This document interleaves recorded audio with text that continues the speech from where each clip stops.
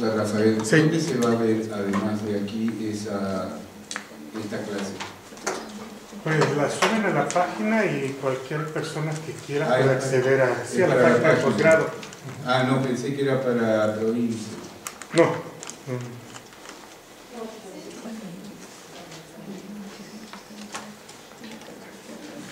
Bueno, interrumpimos el tratamiento del evolucionismo clásico. Vamos a pasar a la escuela particularista histórica. Aquí ven la foto de Boas hace un rato. Franz Boas, un antropólogo estadounidense de origen alemán.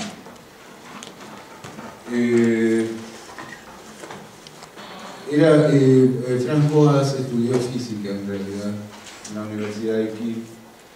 Se doctoró en física con una tesis sobre el color del agua del mar. Y terminó siendo antropólogo, así que bueno, todos tenemos esperanza de cambiar.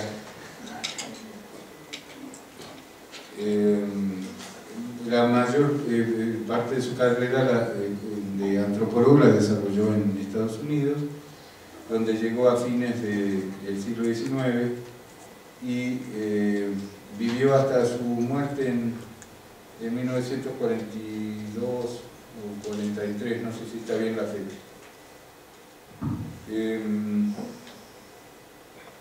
Bueno, él fue físico.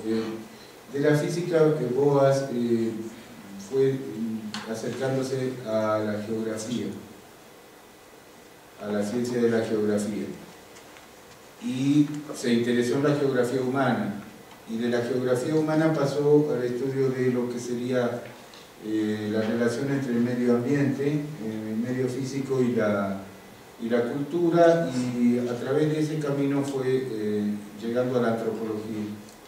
Es decir, pasó de la física a la geografía, de la geografía a la etnografía y a la antropología en general. Esa fue su trayectoria intelectual. Estudió en Heidelberg, en Bonn, se doctoró en física y en geografía en la Universidad de Kiel. En 1883 y 1884 llevó a cabo una expedición entre los esquimales de la isla de Baffin. Y en 1886 participó en una expedición científica por la región canadiense de la Columbia Británica y por Estados Unidos. Y luego se estableció en 1887 allí.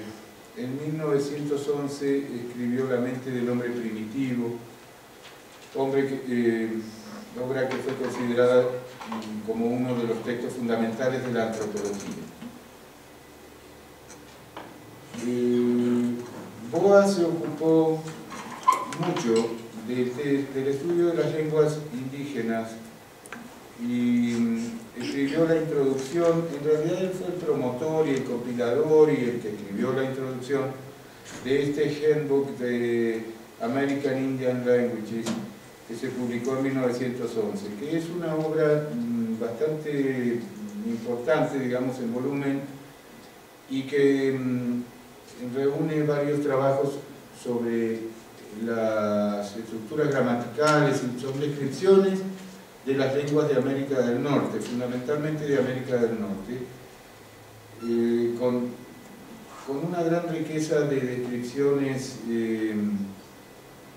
gramaticales, sobre todo de las categorías gramaticales de estas lenguas, cuyo interés es el siguiente. La lingüística se había construido sobre las lenguas clásicas. Las categorías con las que se hace la descripción gramatical son categorías del análisis del latín, del griego, y es la lingüística de campo norteamericana, la lingüística antropológica de Boas y de los contemporáneos de Boas que trabajaron en este handbook, la que permitió abrir a la teoría lingüística nuevas perspectivas, en el sentido de que las lenguas indígenas tienen formas, categorías, recursos que no son los habituales en las lenguas clásicas en el griego y en latín. Es decir, las categorías principales, el sustantivo, el verbo, básicamente, van acompañadas en estas lenguas, sí tienen sustantivos y tienen verbos, pero sin embargo la forma en que están organizadas las categorías dentro del verbo, por ejemplo, para dar un ejemplo,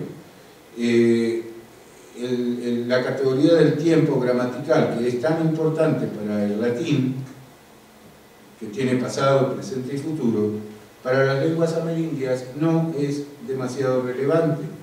No quiere decir que no puedan marcar el pasado, el presente y el futuro, pero es mucho más importante la categoría gramatical del aspecto verbal que la del tiempo verbal. Y esto es común a todas las lenguas amerindias, ¿verdad?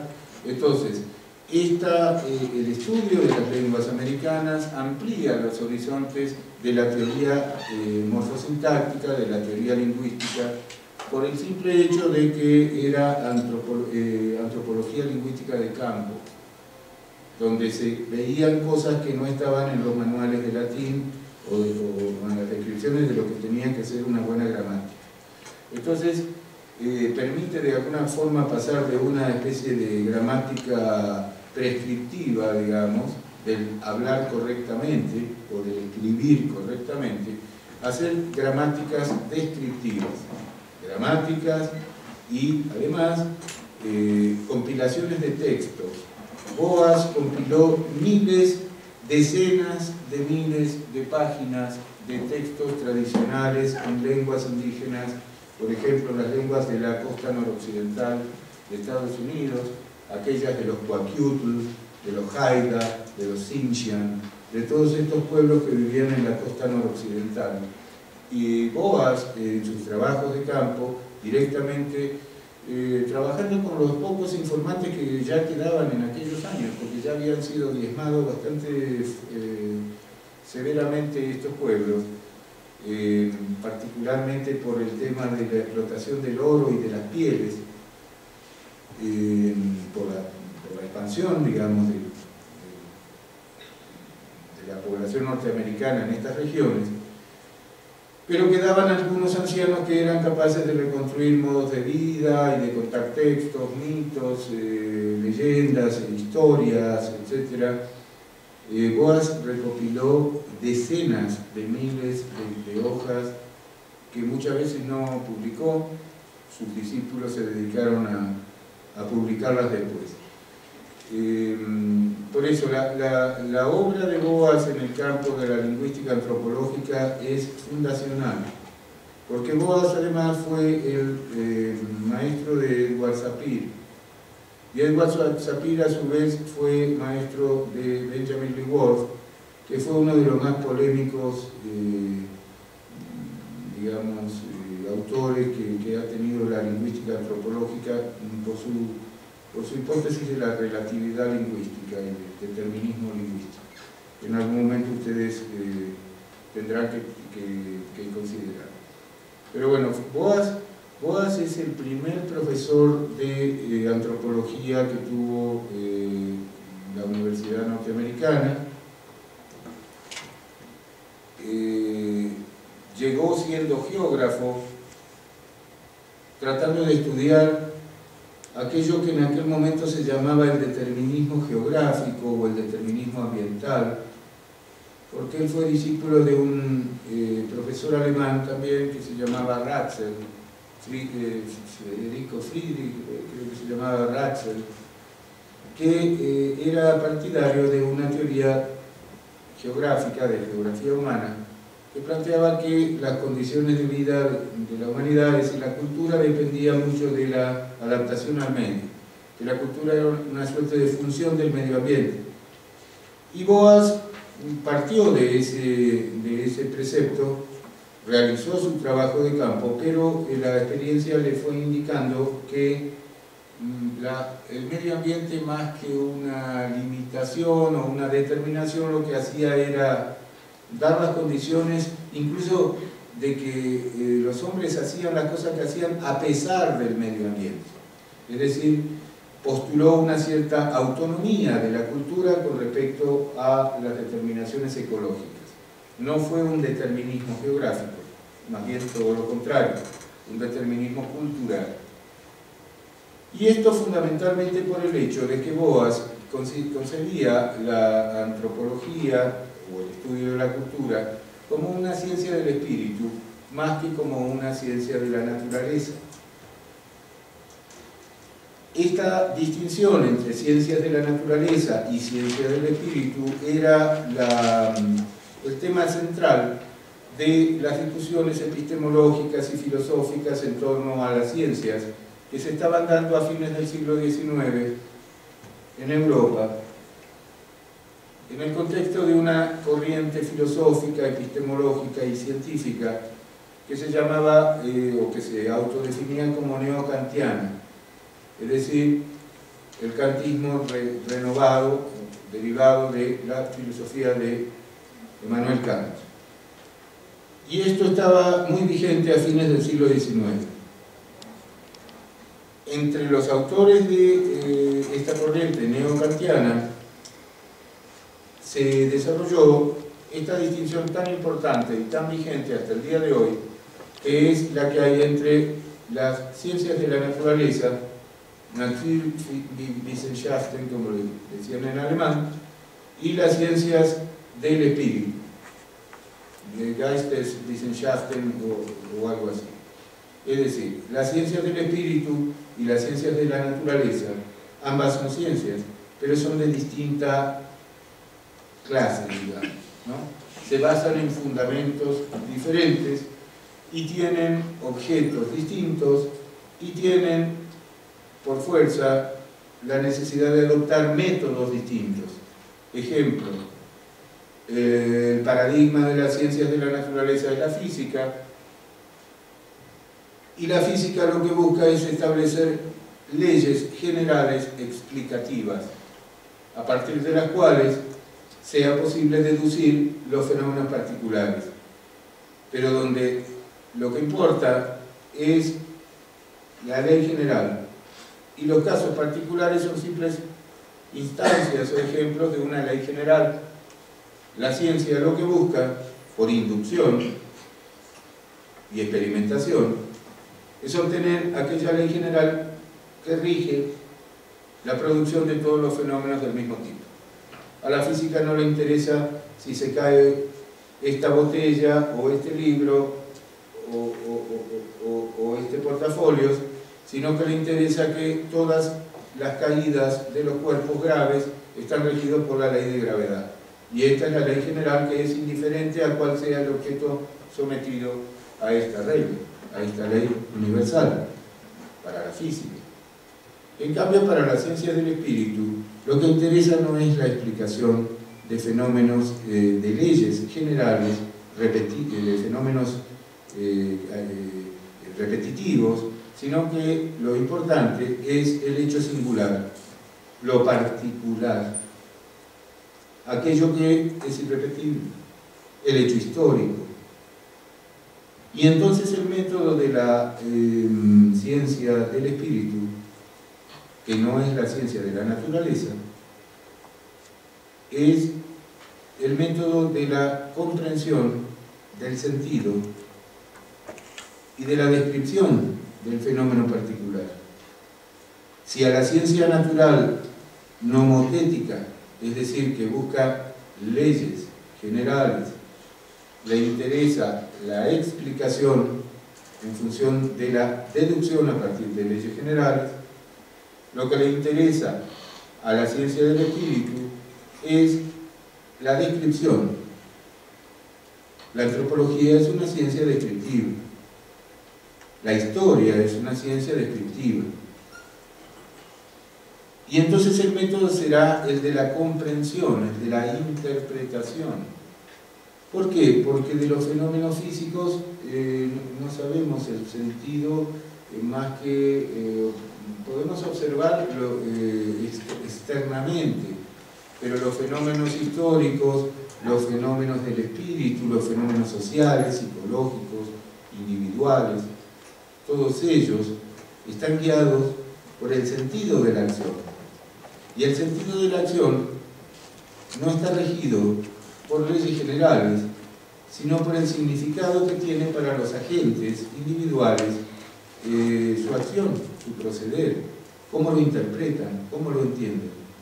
Entonces interpretar es leer por dentro, tratar de revivir en el propio ser las intenciones, los propósitos, los deseos, la voluntad de aquellos individuos que realizan una acción, un hecho histórico, un hecho social.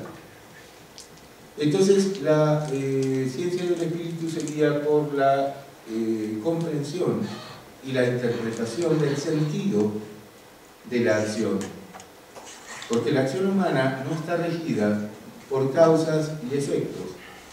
No se trata ya de una física social como la que planteaba Comte y que también compartía Emil Durkheim, que querían conocer las leyes del comportamiento social de tal manera de prever, como lo hace la física, la caída de una piedra. Estas leyes sociales, a fines del siglo XIX, ya se sabía que no tenía sentido buscarlas, porque el ser humano no se comporta por una, digamos, determinación de causa-efecto como los hechos físicos, sino que se comporta por el sentido, donde lo que importa son las motivaciones. ¿Por qué una persona hace una cosa? No cuál es la causa, sino cuál es el motivo. El motivo se interpreta, la causa se explica. Pero en la causa y el efecto, la causa siempre es anterior al efecto. En el sentido, la finalidad está al final de la acción. ¿Sí me siguen? La causa es anterior al efecto, en el mundo de la física.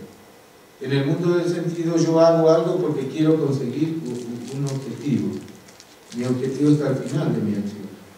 Y lo hago porque tengo en mi voluntad, en mi conciencia, una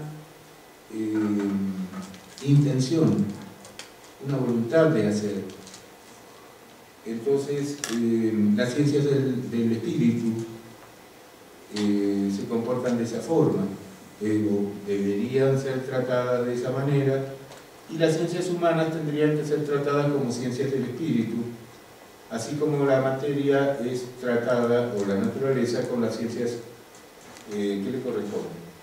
Esta es una visión generalizada y compartida por toda esta corriente que se llamó el neokantismo, por decirlo así, en términos muy generales, pero que tuvo coincidencia con todo un proceso de la filosofía y de la ciencia occidental, europea en particular, de fines del siglo XIX.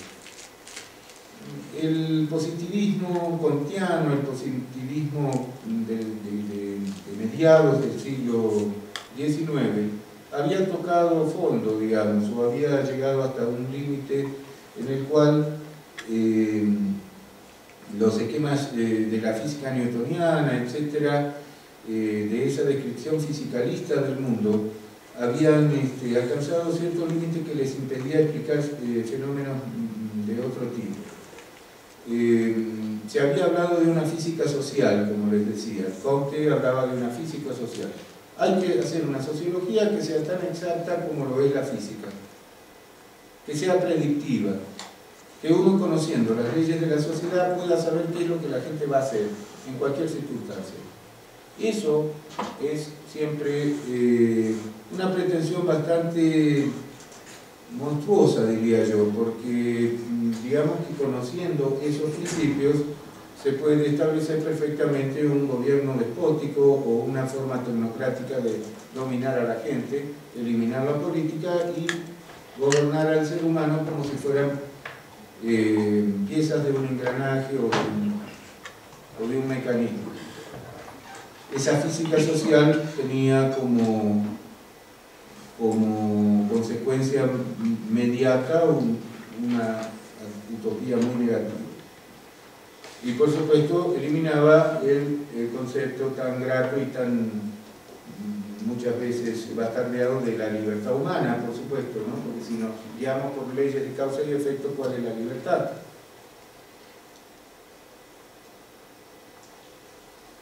No hay libertad posible. Si la sociología se tenía que convertir en eso, era mejor no practicarla. Entonces, la otra postura coincidía con una revolución epistemológica que se dio a fines del siglo XIX, en la cual el positivismo fue cediendo lugar a visiones, incluso dentro de la ciencia física y de las matemáticas y de la geometría, etc., a visiones que terminaron, que digamos desembocaron en teorías como la de la relatividad, el principio de incertidumbre, la física cuántica y un montón de cosas muy importantes dentro de las ciencias físicas y de la epistemología de las ciencias naturales, que es introducir el fenómeno de la incertidumbre, de la imprecisión, de la ambigüedad, de la imprevisibilidad. Es decir, esa predicción, esa causalidad absoluta, ese fisicalismo a ultranza, cedía lugar a fenómenos como el de el principio de incertidumbre. Estoy hablando de Niels Bohr, de Heisenberg y una serie del propio Einstein, donde había cosas que realmente eran relativas, había cosas que eran imposibles de conocer. Había sobre todo la idea de que se había observado al objeto de manera, buscando atrapar al objeto de la manera más objetiva posible. Y buscando esa objetividad absoluta, lo que se descubre es que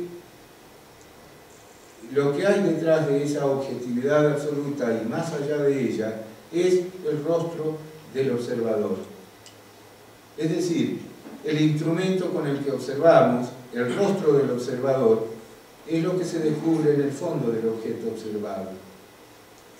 Que la relación entre el sujeto y el objeto no es una relación de el sujeto observa y el objeto es observado, que hay mucho más en el objeto de subjetivo de lo que el observador convencional y positivista está dispuesto a reconocer.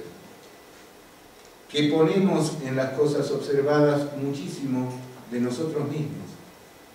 Y que por lo tanto todas nuestras afirmaciones acerca de la realidad son relativas al punto de vista del observador. De allí la relatividad y la incertidumbre y todas estas ideas dentro de la misma física que dicen que, bueno, que no se puede prever la posición de una partícula subatómica, o que no es posible, digamos, conocer en última instancia cuál es el objeto que se está estudiando, porque está incluido el instrumento de observación y la práctica de la observación modifica el objeto observado. Sí. Digamos que hay una concepción única de realidad, en este caso, de lo que es la realidad. Una concepción única. O sea, me imagino que con ese viraje cambia también la concepción de lo que es la realidad. Bueno, cambia la concepción de la realidad en el sentido de que la realidad es una construcción del sujeto que habla de ella. Esa realidad ya no es tan objetiva como se pensaba. Exactamente. Es decir, la realidad es, en todo caso, inaccesible como tal. La cosa en sí, como el noúmeno kantiano, de allí digamos, lo neokantiano de toda esta planteamiento, es el hecho de que hay una realidad objetiva, real, absoluta, pero nosotros no la podemos conocer más que a través de nuestra limitada visión de las cosas. Y lo que nosotros vemos puede ser distinto de lo que ve otro. Es un relativismo. Es un relativismo, porque el punto de vista absoluto es el punto de vista, en todo caso, de Dios. Pero como somos humanos, no podemos tener el punto de vista de Dios. Por supuesto que hay quienes creen que tienen que conseguir el punto de vista objetivo a través de exprimir a la realidad y a los datos de una manera tan estricta que no quede la menor duda. Pero eso no va a ser más que un método propio y va a ser su propia exprimido de realidad, que va a ser distinto del de otro. Digamos que esto tiene un aspecto de incertidumbre. Claro, ya no tenemos la verdad absoluta, pero ¿quién la tuvo alguna vez? Si la verdad se impone por el discurso del poder, si el que da la versión correcta es el que gana la guerra, y el que pierde la guerra se equivoca, siempre, aunque tenga razón. Entonces, volvemos a esto. ¿Quién hace una ciencia libre de ideología? ¿Quién es el que tiene la varita mágica o la verdad revelada? Y si la física te dice que, digamos, la luz que tú proyectas sobre una partícula subatómica distorsiona la trayectoria de esa partícula, y esto está hecho así con instrumentos, y te dice, bueno, si tú quieres conocer la trayectoria no puedes saber la posición. Entonces, si quieres ver esto, tu instrumento de observación te muestra esto, pero deja de mostrarte lo otro, pero todo no se puede al mismo tiempo. Por lo tanto, hay algo que se puede saber y algo que no se sabe.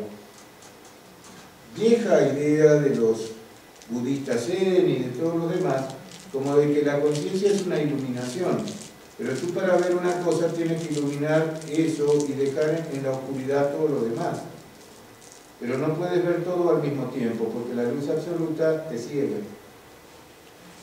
Y si ves, digamos, el día y la noche existen, si tú iluminas una parte vas a ver eso en ese momento. Pero tienes que dejar en la oscuridad todo lo otro. Es como esto de la conciencia y lo inconsciente. Para ser consciente de algo tienes que ser inconsciente de lo demás. No puedes verlo todo al mismo tiempo. El punto de vista de Dios, el punto de vista absoluto, no es accesible al ser humano. Hay una especie de ejemplo que no es del todo preciso, que utilizaban algunos autores neokantianos de esa época, que era más o menos así. Si tú vas a un lago o vas al mar con una red de pesca que tiene unos cuadritos de 10 centímetros cada cuadrito de la red, y echas eso al mar y pescas y sacas un montón de peces, y vas a decir, todos los peces que están en este lago o en este mar tienen más de 10 centímetros. No hay peces menores a 10 centímetros. Claro, porque se te escaparon por el... ¿Sí? Entonces, el método científico que tú tienes para conocer la realidad es como esa red. Tiene ciertas características. Tú vas a poder pescar peces que sean más grandes que ese cuadro. Los más chiquitos no los vas a poder encontrar, y entonces vas a decir, no están. No están porque se te escaparon, porque no entraron en la red. Todos los peces son más grandes de 10 centímetros. Eso es el método. Tú recibes lo que proyectas, el resultado de lo que proyectas en la realidad va a ser algo que es un compromiso entre el objeto y tu método subjetivo, o tu punto de vista parcial. Esto es lo que enseña Kant. Sí, la realidad existe, pero yo puedo conocer de acuerdo a mis propias categorías. Lo que queda fuera de mis categorías no me es accesible. Entonces, yo no puedo decir que esto es toda la realidad. Puedo decir que yo conozco esto, de acuerdo a esta técnica o método que yo utilicé. De lo otro no puedo decir nada porque no lo conozco. Lo mismo tiene validez para todas las representaciones religiosas, porque llevado al campo de la teoría religiosa o de la metafísica, de la misma teología, todas las representaciones de Dios son igualmente válidas. Claro, no para el que es creyente de una religión. El Dios verdadero es el que nosotros, en el cual creemos, pero resulta que hay otros que lo ven de otra